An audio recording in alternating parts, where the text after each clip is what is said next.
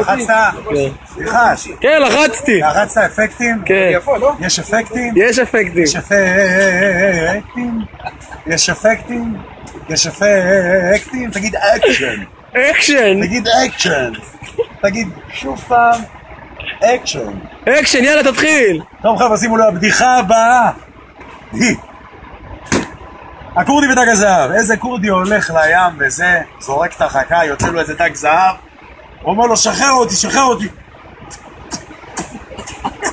שחרר אותי, שחרר אותי. הכורדי אומר לו, אני לא מעניין אותי, אני רוצה 3 משאלות. הדג עושה לו, אין בעיה, אתה משחרר אותי? אתה משחרר אותי? הוא אומר לו, בסדר, אין בעיה. הוא אומר לו הדג זהב לכורדי, מה אתה רוצה? הוא אומר לו, אני רוצה אונדרקוט חדשה. הוא אומר לו, אין בעיה, קיבל אונדרקוט חדשה. אתה לא אומר לו משאלה שנייה, מה אתה רוצה? עושה לו הכורדי, אני רוצה עוד אונדרקוט. הוא אומר לו, טוב, לא הבין, עוד אונדרקוט. בא, משאלה שלישית, מה אתה רוצה? הכורדי עושה לו, אני רוצה עוד אונדרקוט. הדג אומר לו, תגיד לי הכורדי, יא חמר, בשביל מה 3 אונדרקוט? אני רוצה להבין מה הקטע.